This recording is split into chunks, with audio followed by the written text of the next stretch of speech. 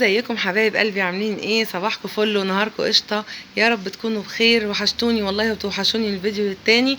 معلش الفيديو ده لو متاخر شويه، بس حبيت اقول لكم كل سنه وانتم طيبين بمناسبه المولد النبوي الشريف. يا رب كده بعود عليكم الايام بخير وبكل فرح كده. عايزه اقول لك حاجه كده عن حلاوه المولد. حلاوه المولد دي يا جماعه حاجه من الشعائر الجميله اللي بتدخليها على اهل بيتك وبتكاليفك وباقل التكاليف. يعني عايزه اقول لك ما تقوليش بقى غاليه والظروف والدنيا، لا، انت ممكن بحاجه بسيطه جدا تدخلي الفرحه على اولادك وعلى بيتك، حتى لو بحاجات بسيطه. بس بجد دي من الشعائر الاسلاميه الجميله، ان احنا يعني زي ما بنجيب بقى كحك العيد وبنجيب الحاجات المختلفه في المناسبات، لا برضو لازم نجيب حلاوه المولد. وانا برضو هقول لك حاجه، لو انت مش مقتدره تجيبي حلاوه المولد، والله ما في اسهل منها. انت لو جبتي نص كيلو فول سوداني ونص كيلو سمسم وعملتي سمسميه وفوليه، يا سلام. انا عايزه اقول لك دي اجمل حاجه الواحد بيحبها في حلاوه المولد، بجد بجد الفوليه والسمسميه هي الفكره. بس انا هقول لك عليها دلوقتي. بس يلا بينا بقى نفتح كده علبه حلاوه المولد ونتفرج عليها. بس ما اكذبش عليكم، هي اتفتحت امبارح بالليل وما قدرناش نصبر، بس انا قلت لازم اوريها لكم ولازم افتحها معاكم برضو. يلا بينا كده، بسم الله الرحمن الرحيم. بصي بقى الجمال. انت هتسمعي مني بقى اسماء عجيبه، يعني انا هقول لك بقى مش عارفه ايه جوزيه وايه ما اعرفش ايه، حاجات غريبه. انا ما اعرفش هل دي اسامي صح زي اللي انا بقولها ولا مش اسامي صح. بصي دي كده، دي انا اعتقد اسمها جوزيه بالبندق. مين بقى بيحبها زي انا بحبها جدا يا جماعه، لان جوزة الهند فيها بتبقى محمصه كده بطريقه معينه، بتبقى حلوه جدا جدا وبجد لا جربيها هتستاهل. وممكن تجيبيها من غير بندق برضو بتبقى جميله جدا. دي اهي اللي زيها من غير بندق.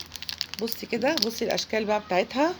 ده اعتقد اللي هو جوزة الهند اللي هو العريضه مش الرفيعه، بتتحمص بقى. وعايزه اقول لك بقى على فكره جميله جدا، يعني هي دي الفيصل في اي حاجه عايز تعمليها حلاوه المولد، اللي هو بقى السمسميه الفوليه، اللي هو الحمص، لوزيه بقى، عين جمل، كلام من ده. الفكرة انك لازم تظبطي المقدار بتاع العسل، اللي هو الجلوكوز اللي بيتحط عليه. وانس انت ظبطتي الكلام ده خلاص، الوصفة طلعت معاكي ناجحة جدا وطلعت معاكي زي الفل. ليه؟ لان انت لو زودتيها عن اللازم هتطلع مقرمشة زيادة عن اللزوم وتكسر لك سنانك. لو قللتيها عن اللازم الحاجة مش هتمسك في بعضها. طيب الفكرة ايه؟ انا هبقى اعمل معاكم حاجة عشان اوريكم بس انا قصدي ايه. بس دلوقتي هقولها لك. انت لما بتحطي العقد على النار اللي هو السكر مع المية تقريبا كوبايه لكوبايه، وبتحطي عليهم معلقه كبيره من الجلوكوز. انت بعد كده هخليهم يغلوا 10 دقائق وهاتي مج ميه ساقعه. يعني بعد 10 دقائق هاتي كده المعلقه وحطي فيها من العسل اللي انت حطيتيه على النار ونزليه في الكوبايه اللي فيها ميه ساقعه. لو عمل معاكي كوره كده، يعني كوره عسل، يبقى كده الوصفه بتاعتك هتطلع ناجحه 100%. لو لسه سايل معاكي وما عملش كور، لا يبقى انت لسه حطيه على النار كمان. دي فكره بس حبيت اقولها لك عقبال ما ايه، عقبال ما اعملها معاكي. بصي بقى الفوليه دي انا بعشقها بجد، من الحاجات الجميله جدا اللي بحبها. ايه تاني؟ السمسميه برضو تحفه. بس مش عارفه يا جماعه الحاجات غليت قوي السنه دي ليه كده؟ يعني هو في ايه؟ انا مش فاهمه والله. الاسعار يعني حاجه صعبه جدا. اهو دي برضو انا بحبها جدا، اللي هي النوجه، جميله برضو. ودي حطوا فيها بقى اللي هو لو حد بقى، لو انت عندك بقى بواقي من اسمه ايه ده، قمر الدين بتاع رمضان، ممكن تعملي دي برضو. انا هعملها معاكم. وعايزه اقول لك انت بتشوفي الحاجات دي بتقولي انها صعبه، لا لا خالص، بجد حاجات سهله جدا جدا. وبرضو المارشميلو الفظيع ده، انا عملت معاكم المارشميلو قبل كده في القناه، فكرته بسيطه جدا ما فيهوش اي صعوبه خالص. ايه تاني؟ النوجه سهله، هعمل معاكم اللي هو الملبن.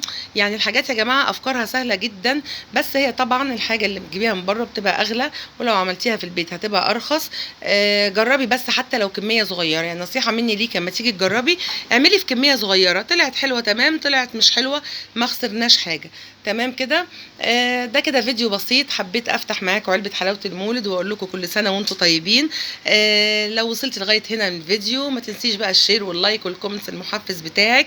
عايزه اقول لك ان انا بحبك في الله، وكل سنه وانتم طيبين، والسلام عليكم ورحمه الله وبركاته.